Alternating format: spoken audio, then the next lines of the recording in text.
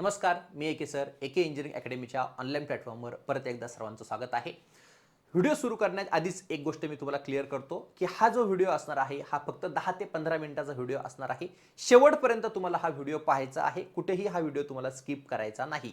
पुढील 3 ते 4 महिन्यामध्ये तुमचं प्लॅनिंग कसं असलं पाहिजे, तुमचं डेली रुटीन कसं असलं पाहिजे, कोणकोणत्या एक्झाम त्या ठिकाणी आपल्याला द्यायच्या आहेत, नवीन कोणकोणत्या ॲडव्हर्टाइजमेंट येणार आहे, राहिलेल्या पेंडिंग ज्या एक्झाम आहेत त्याची एक्झाम कधी होऊ शकते, भूमी अभिलेखचा रिझल्ट कधी लागू शकतो, या सगळ्या गोष्टींवर या व्हिडिओमध्ये या ठिकाणी बोलणार आहे. सगळ्यात पहिल्यांदा व्हिडिओ सुरू करण्याच्या आधी विद्यार्थ्यांचा एक महत्त्वाचा प्रश्न की सर पुढील 1 ते 2 महिन्यामध्ये आम्हाला कोणतीही एक्झाम दिसत नाहीये, सो आमच्याकडे कोणतंही मोटिवेशन या ठिकाणी नाही, सो आम्ही आता काय केलं पाहिजे, काय मोटिवेशन समोर ठेवलं पाहिजे. लक्षात घ्या, तुम्ही कुठेही अभ्यास करू द्या, तुम्ही घरी अभ्यास करू द्या किंवा तुम्ही एखाद्या सिटीमध्ये असेल, पुणे असेल, मुंबई असेल, नाशिक असेल, नागपूर असेल, औरंगाबाद असेल, कुठेही तुम्ही अभ्यास करत असाल, तुमच्यासाठी तुम्हाला पैसे पुरवण्यासाठी कोणतीही मागितलेली गोष्ट तुम्हाला पुरवण्यासाठी तुमचे आई आणि वडील हे दोघंही झगडत आहे, दिवस रात्र त्या ठिकाणी कष्ट घेत आहेत. लक्षात घ्या, त्यामागचा त्यांचा उद्देश एकच आहे की आपला मुलगा असेल, आपली मुलगी असेल, एक ना एक दिवस अधिकारी बनेल आणि आम्ही आत्ता जे कष्ट घेत आहोत त्याचं नक्कीच त्या ठिकाणी चीज होणार आहे. यापेक्षा मोठं मोटिवेशन तुमच्याकडे काय असणार आहे? वेगळ्या कोणत्याच मोटिवेशनची तुम्हाला गरज नाही. मी काय बोलतो या मोटिवेशनची देखील तुम्हाला गरज नाही. तुमचे आई वडील हेच तुमच्यासाठी मोटिवेशन असणार आहे. सकाळी उठल्यावर सगळ्यात पहिल्यांदा आई वडिलांचं कष्ट तुम्हाला आठवायचं आहे. त्यांच्या ते जे काही कष्ट घेत आहेत त्याची जर जाणीव तुम्हाला असेल तर वेगळ्या मोटिवेशनची तुम्हाला गरज पडणार नाही. चला सुरू करतोय आपण आपलं लेक्चर. यामध्ये सगळ्यात पहिला जो मुद्दा असणार आहे, भूमी अभिलेखचा रिझल्ट कधी लागेल. बघा, तुम्ही वाट पाहताय त्याच प्रकारे मी देखील भूमी अभिलेख रिझल्टची वाट पाहत आहे. रिझल्ट रेडी आहे, फक्त पब्लिश करणं त्या ठिकाणी बाकी आहे. एक्सपेक्टेड आहे की पुढील 15 ते 20 दिवसामध्ये त्या ठिकाणी रिझल्ट लागू शकतो. म्हणजे जानेवारीमध्ये रिझल्ट कोणत्याही परिस्थितीमध्ये लागू शकतो असे त्या ठिकाणी एक्सपेक्टेशन आहे. दुसरा प्रश्न आहे, पीएमसी, महाट्रान्सको आणि एमजीपी याचे तुम्ही फॉर्म देखील भरलेले आहे, तर यांच्या एक्झाम एक्सपेक्टेड अप्रॉक्सिमेटली कधी असू शकतात, तर फेब्रुवारीमध्ये याचे एक्झाम होऊ शकतात. ठीक आहे, हे दोन्ही क्वेश्चन तुमचे क्लिअर झाले.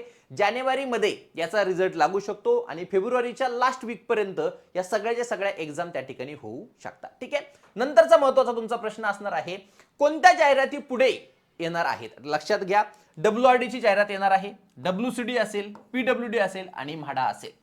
या चारीची चारी ॲडव्हर्टाइजमेंट तुम्हाला 2026 मध्ये दिसतील. आता सगळ्यात मोठा मुद्दा की सर ह्या ज्या एक्झाम आहेत ह्या कोण कंडक्ट करणार, TCS IBPS कंडक्ट करणार की MPSC करणार. लक्षात घ्या, 99% तुमच्या ह्या ज्या एक्झाम असणार आहेत या TCS IBPS त्या ठिकाणी कंडक्ट करणार आहे. 1% चान्स आहे की ते MPSC कडे जाऊ शकतात. ठीक आहे, त्याला देखील फार मोठी प्रोसेस आहे. ते की असं झालं सांगितलं आणि लगेच MPSC ने घेतला असं होत नाही. MPSC च्या मागे ऑलरेडी भरपूर मोठा लोड आहे. त्यानंतर आता ह्या नवीन एक्झाम घ्यायच्या, तर मला तरी वाटत नाही की लगेच MPSC कडे ह्या सगळ्या एक्झाम जातील. ह्या ऍटलीस्ट एवढ्या ज्या एक्झाम आहेत या TCS IBPS त्या ठिकाणी कंडक्ट करू शकतं. पण सर की जर 1% जर MPSC कडे गेलं तर हा आमच्याकडे प्रश्न आहे की MPSC कडे एक्झाम गेली तर किती पेपर होतील. लक्षात घ्या, सरळ सेवेची एक्झाम आहे, ATPची जी एक्झाम आहे त्याला देखील एकच पेपर आहे, आणि त्याच्यानंतर इंटरव्ह्यू आहे. ठीक आहे, पण इथे तुमची सरळ सेवेची जी एक्झाम होणार आहे त्याला प्रिलिम्स, मेन्स, इंटरव्ह्यू असं तिन्ही असतील का, नाही, त्याची एकच एक्झाम असणार आहे. मग सर वेळ जास्त लागेल का लागेल. लक्षात घ्या, MPSCच्या बाकीच्या ज्या एक्झाम आहेत त्या कंडक्ट करताना त्यांना प्रिलिम्स घ्यावी लागते, त्याची मेन्स घ्यावी लागते, नंतर इंटरव्ह्यू घ्यावा लागतो. त्यामुळे त्या ठिकाणी त्याचा वेळ जो आहे, टाइम स्पॅन आहे, हा वाढलेला असतो. जरी 1% चान्स असेल की MPSC कडे एक्झाम गेली, बरोबर ना, तर त्याला टाइम जास्त लागेल का, जास्त वेळ लागणार नाही. हा साहजिक आहे, TCS IBPS पेक्षा थोडा वेळ जास्त लागेल, पण जे 3 टप्पे आहेत इथे 3 टप्पे नसणार आहेत, एकच टप्पा असणार आहे, एकच एक्झाम आणि नंतर तुमचं सिलेक्शन. थोडाफार वेळ लागेल, म्हणजे दोघांच्या मध्ये तुम्ही त्या ठिकाणी पकडू शकतात. सिलेबस चेंज होईल का, सिलेबस चेंज होणार नाही. आता जो तुम्ही अभ्यास करत आहात तोच त्या ठिकाणी असणार आहे. कुणीही एक्झाम घेऊ द्या, MPSC घेऊ द्या, TCS घेऊ द्या, IBPS घेऊ द्या, कुणीही एक्झाम घेऊ द्या, सिलेबस चेंज होणार नाही.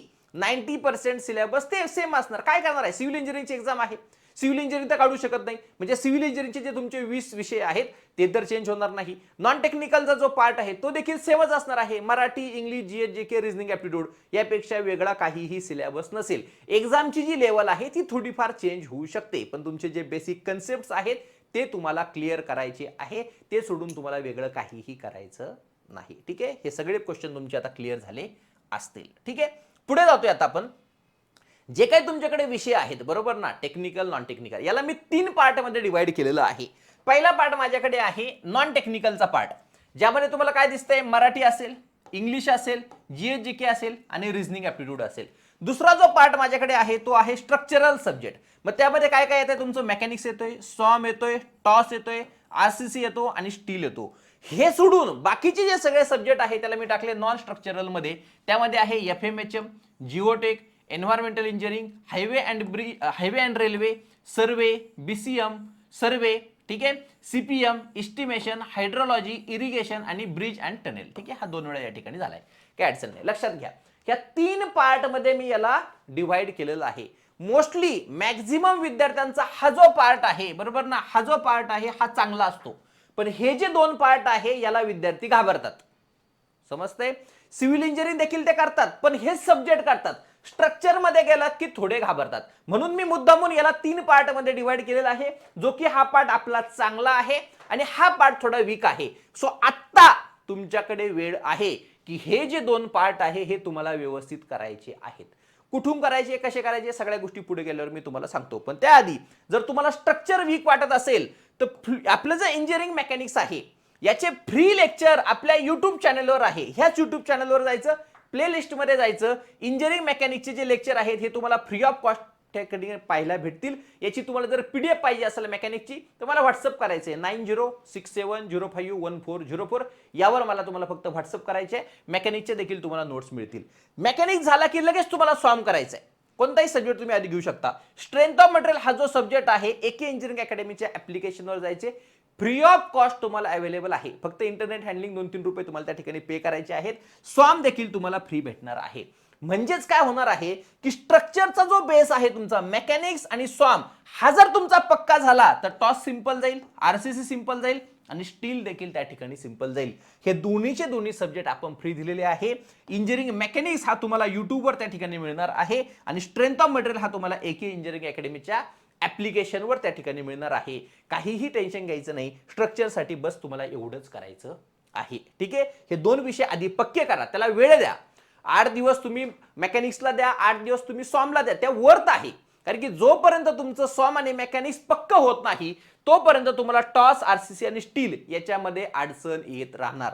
जर हे 2 विषय तुम्ही पक्के केले तर पुढचे 3 विषय देखील तुमचे व्यवस्थित होणार आहे. ठीक आहे, कसे करायचे, कोणकोणते सब्जेक्ट आधी घ्यायचे सगळे मी तुम्हाला पुढे जाऊन सांगणार आहे. ओके, नॉन टेक्निकलचा जो पार्ट आहे, मराठी असेल, इंग्लिश असेल, जीएसजीके असेल, रिझनिंग ॲप्टिट्यूड असेल, यासाठी आपलं एक अप्रतिम पुस्तक आहे एकेचा ठोकळा म्हणून. एके इंजिनिअरिंग अकॅडमीच्या ऍप्लिकेशनवर जायचे, तुम्हाला 450-500 रुपयामध्ये आता याच्यावर सध्या 40% डिस्काउंट आपण देत आहोत. यावर ह्या पुस्तकावर हे पुस्तक तुम्ही त्या ठिकाणी परचेस करू शकतात. प्रत्येक पॉइंट आपण कव्हर केलेला आहे, जो टीसीएस आणि आयबीपीएस एक्झामसाठी लागतो असा प्रत्येक पॉइंट या ठिकाणी आपण कव्हर केलेला आहे. जर तुम्हाला त्याचे व्हिडिओ लेक्चर जरी लागत असतील ते देखील इन्क्लूड आहे. 1320 रुपयामध्ये तुम्हाला पुस्तक आणि व्हिडिओ लेक्चर हे दोन्हीही भेटणार आहे. यावर देखील तुम्हाला 35% डिस्काउंट त्या ठिकाणी मिळणार आहे. त्यासाठी तुम्हाला एके इंजिनिअरिंग अकॅडमीचं ऍप्लिकेशन डाउनलोड करायचं आहे. जर तुम्हाला नॉन टेक्निकलची एमसीक्यू लागत असेल तर ती देखील टेस्ट सिरीज फक्त 49 रुपयामध्ये अवेलेबल आहे. 4900 एवढे बेस्ट एमसीक्यू तुम्हाला एके इंजिनिअरिंग अकॅडमीच्या ऍप्लिकेशनमध्ये मिळणार आहे, फक्त आणि फक्त 49 रुपयामध्ये. तुमचं डेलीचं रुटीन काय असणार आहे एकदम इन डिटेल प्रत्येक पॉइंट या ठिकाणी मी डिस्कस करणार आहे. समजून घ्या. असं या ठिकाणी मी अज्युम करतो की तुम्ही रात्री 12ला झोपताय. तुम्ही रात्री 12ला झोपताय हे अज्युम करून या ठिकाणी मी तुम्हाला सांगतोय. जर तुम्ही 1ला झोपत असाल बरोबर ना, तर 1 तास तुम्हाला पुढे जायचे. 1 तास जर तुम्ही आधी झोपत असाल 11ला तर 1 तास तुम्हाला लवकर उठायचे. ठीक आहे, समजून घ्या. रात्री झोपताना एक काम तुम्हाला करायचं आहे. रात्री झोपताना तुम्हाला एक काम करायचं आहे आणि हे खूप युजफुल आहे, लक्षात घ्या. बघा, आपण भरपूर वेळा बर्गर असेल, पिझ्झा असेल, वडापाव असेल, या सगळ्या गोष्टी खाण्यासाठी भरपूर पैसे त्या ठिकाणी वेस्ट करतो बरोबर. फक्त एक काम करायचे, मस्तपैकी बदाम घेऊन यायचेत घरी. ठीक आहे, बदाम घेऊन यायचेत आणि रोज एक फळ तुमच्याकडे असलं पाहिजे. रात्री झोपताना एका वाटीमध्ये पाणी टाकायचं आणि त्या पाण्यामध्ये 2 बदाम त्या ठिकाणी भिजत घालायचे. सकाळी उठलो, ठीक आहे, आपण असं अज्युम करतो तुम्ही रात्री 12ला झोपताय आणि सकाळी 7ला उठताय. सकाळी 7ला उठले की सगळ्यात पहिल्यांदा तुम्हाला काम करायचे, ते जे 2 बदाम आहेत भिजत घातलेले त्याचे साल काढायचे आणि ते 2 बदाम खाऊन टाकायचे. त्याच्यानंतर एक फळ असेल, केळी असेल, सफरचंद असेल, कोणतंही एक फळ असेल ते खायचे. बरोबर, 2 बदाम झाले, तुमचं एक फळ खाऊन झालं. बरोबर, त्याआधी तुम्हाला काय करायचं, तुमचं वॉशरूमला जाऊन यायचे, ब्रश करायचे, सगळ्या गोष्टी झाल्या तुमच्या, आंघोळ करायची नाही. त्यानंतर तुमचे हे 2 बदाम खायचे, एक फळ खायचं, शूज घालायचे पायात आणि अर्धा तास चालून यायचे. लक्षात घ्या, वॉकिंग हा असा व्यायाम आहे, वॉकिंग किंवा रनिंग हा असा व्यायाम आहे, हा तुम्ही कुठेही करू शकता. कंपल्सरी नाही की तुम्ही जिम जॉईन केली पाहिजे, कारण की जिम, तुम्ही गावाकडे गेले जिम असणार आहे का? नाही. तुम्ही तुमच्या मित्राकडे गेले जिम असणार आहे का? नाही. तुम्ही एखाद्या रिलेटिव्हकडे गेले त्या ठिकाणी जिम असणार आहे का? नाही. म्हणजे खडा पडला. पण चालणं किंवा तुमचं रनिंग, वॉकिंग किंवा रनिंग ही अशी गोष्ट आहे ती तुम्ही कुठेही करू शकता.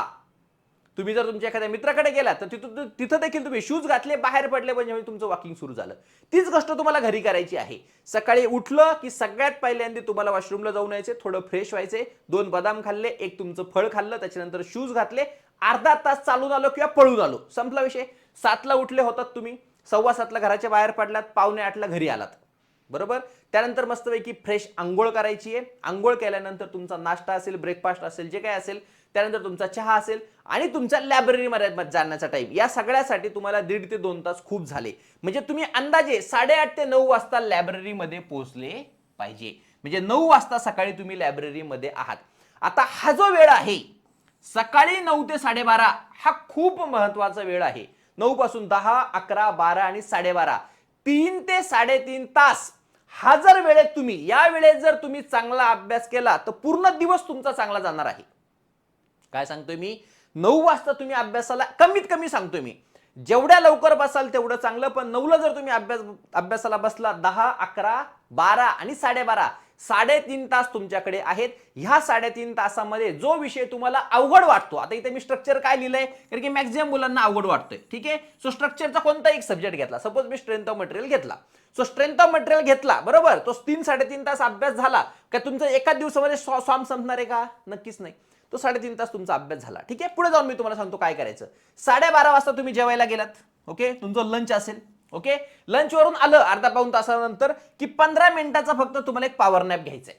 आता पॉवर नॅप का गरजेचं आहे लक्षात घ्या. भरपूर वेळ विद्यार्थी असं करतात की नाही मला आता झोपायचंच नाही, ओके, आता मी अभ्यासच करत राहणार, मग त्यानंतर तुमचे प्रॉब्लेम वाढत जातात. 15 मिनिटाचा पॉवर नॅप घ्यायचा, काही नाहीये. टेबल, तुम्ही ज्या लायब्ररीमध्ये बसलेला आहात त्या टेबलवर फक्त डोकं ठेवायचं आणि शांतपैकी त्या ठिकाणी 15 मिनिटं श्वासाकडे लक्ष देऊन झोपून घ्यायचे. 15 मिनिटाचा अलार्म लावायचा आहे. त्यानंतर तुम्ही उठलात की तुम्हाला 100% फ्रेश वाटेल. तो जो 15 मिनिटाचा पॉवर नॅप असणार आहे तो तुम्हाला त्या ठिकाणी फ्रेश करणार आहे. हा, थोडाफार आळस असेल त्यामुळे तुमच्या 2च्या नंतरचा जो टाइम आहे, बरोबर, दुपारी आणि दुपार ते संध्याकाळ म्हणजे 2 ते 5चा जो टाइम आहे, 3, 4 आणि 5 हे जे 3 तास असणार आहे हे थोडे तुमचे अवघड असतात. ठीक आहे, हा तुमचा फ्रेश टायमिंग झाला 9 ते 12:30. हा जो टायमिंग आहे इथे तुम्हाला थोडा आळस असू शकतो. म्हणजे असे विषय घ्यायचे की जिथे तुम्ही न्यूमेरिकल सॉल्व्ह करू शकतात किंवा नॉन टेक्निकलचा पार्ट घेतला, समजतंय ना. आता न्यूमेरिकल म्हणजे काय, रिझनिंग ऍप्टिट्यूड असेल, स्ट्रक्चरचे काही न्यूमेरिकल असतील, हा पार्ट तुम्ही या ठिकाणी कव्हर करू शकता. पण मोस्ट आयडियल तुम्ही नॉन टेक्निकलचा पार्ट इथे घ्या. ठरवून द्यायचं की इथे मला नॉन टेक्निकलचा पार्ट घ्यायचा. ओके, त्यानंतर 5 ते 6 मध्ये तुम्ही काय करू शकता की 5 ते 6 मध्ये परत एकदा मी कुठेतरी चहा प्यायला गेलो, ग्रीन टी पिलो, ब्लॅक टी पिलो, लेमन टी पिलो, ओके, थोडा काहीतरी नाश्ता केला, हा वेळ असेल. ओके, 6च्या नंतर आता तुम्ही पूर्ण फ्रेश आहात. 6 ते 8 हे जे 2 तास आहेत बघा, इथले 3.5 तास आणि हे 2 तास, हे 5.5 तास फार इम्पॉर्टंट आहेत. ओके, हे तुमचे 6 ते 8 मध्ये तुम्हाला परत हा जो स्ट्रक्चरचे 3 तास इथे अभ्यास केला होता तोच एक सब्जेक्ट घ्यायचा आणि इथे परत त्याला कंटिन्यू करायचं.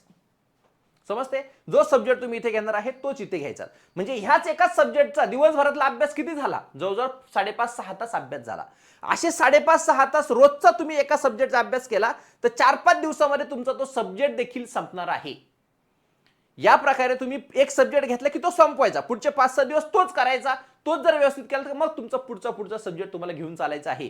म्हणजे एक तुमचा टेक्निकलचा सब्जेक्ट, एक नॉन टेक्निकलचा सब्जेक्ट, असं घेऊन तुम्हाला त्या ठिकाणी पुढे जायचं आहे. ठीक आहे, आणि 8 पर्यंत तुम्ही ते केलं की त्यानंतर 8 ते 9 तुम्ही काय करू शकता, जेवण करू शकता. त्यानंतर 5-10 मिनिट तुम्ही वॉक करू शकता आणि तुमचे कॉल्स करू शकता. समजून घ्या, हे फार इम्पॉर्टंट आहे.